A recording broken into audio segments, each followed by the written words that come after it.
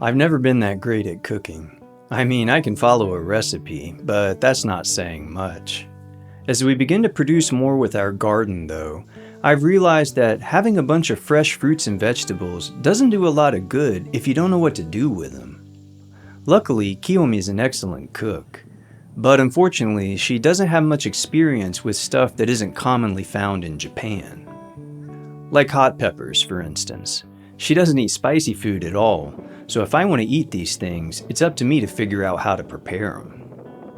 But there's a more important consideration here, and it directly relates to our channel's focus on sustainability and resilience. Before she died, my mother bought me this book by Caleb Warnock called The Forgotten Skills of Self-Sufficiency Used by the Mormon Pioneers. It describes how the early settlers and pioneers were able to produce enough food from their gardens to eat year-round, an art which has been all but lost.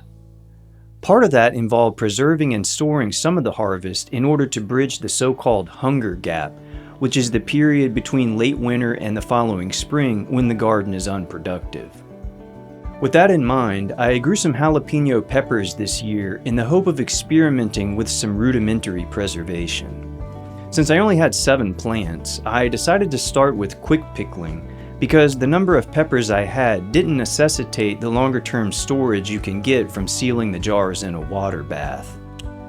With quick pickling, you have to refrigerate them right away, but that's fine because I'll eat this amount within a few weeks anyway.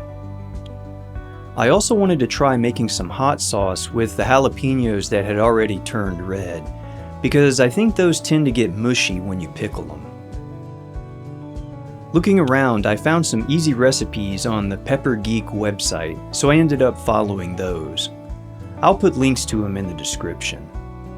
You know, I'd grown habanero peppers before, but never jalapeños, so I initially wasn't sure how to tell when a green jalapeno is ready to harvest.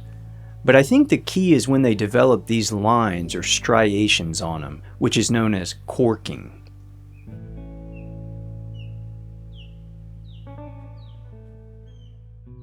Back inside, I rinsed the peppers off, then started slicing them. Now, I know from prior experience that I need to wear gloves when handling these things, because I always touch my eyes or face on accident and end up regretting it. Next, I got the ingredients together. The recipe calls for white vinegar, but I had a bottle of this apple cider vinegar sitting in the cabinet for a while, so I wanted to use it up. I'm not sure it ends up making a huge difference in this application. So 2 cups of vinegar and 1 cup of water. The dry ingredients are kosher salt and oregano, but I added a little cumin and also some of this pickling spice that I found in the cabinet.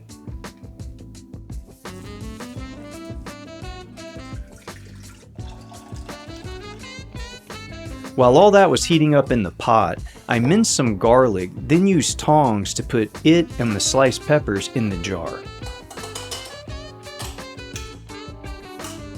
By this point, the brine was boiling, so I transferred it to a measuring cup, then poured it over the peppers. That's all it takes. It's so simple even I can do it. I set the jar aside to let it cool for an hour or so before putting it in the fridge.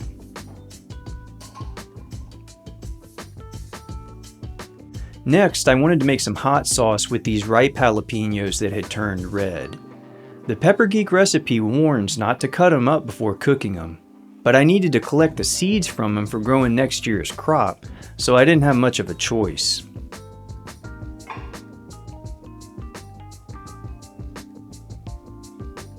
I then sliced half an onion into large chunks and minced some more garlic.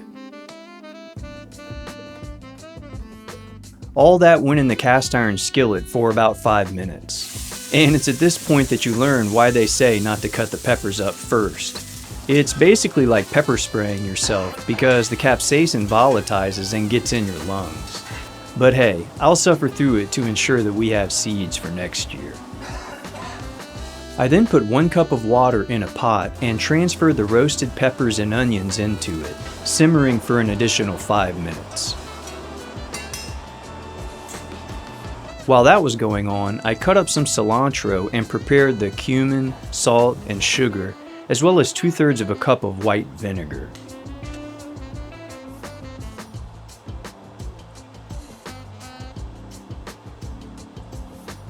Once the peppers had simmered for 5 minutes, I added the dry ingredients and cooked them for 1 more minute. Then I transferred all that into the blender, added the vinegar and cilantro, and blended it for a few minutes.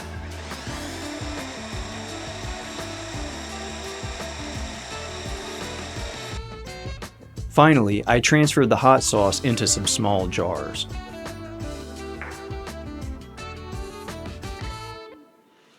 So now the question is, how does it all taste? The hot sauce is delicious. I've actually become sort of addicted to it, and I'm going through tortilla chips like crazy. I gave a jar of it to my friend, and he's been eating it on tacos and stuff. The pickled peppers are really good too, but I had to get used to how spicy they are. I guess it's because they're so fresh, but they're significantly hotter than the ones I've been getting from the store. So I end up using half as many as I usually do. I don't know if you bought any jalapeños lately, but a 2-quart jar of them is nearly $5 at the store now, which seems like a lot for what you get. Now that I have all these seeds saved, I plan on growing a lot more plants next year so that I can try using the water bath method to preserve the peppers for longer term storage. I might also try smoking and drying some of the red peppers, but let's not get ahead of ourselves. We gotta successfully grow them first. I'll continue to document our journey as we learn more of these techniques for processing and preserving our garden's bounty. If you'd like to know more about these topics, subscribe to the channel and we can learn together. Thanks for watching, and until next time, good luck out there.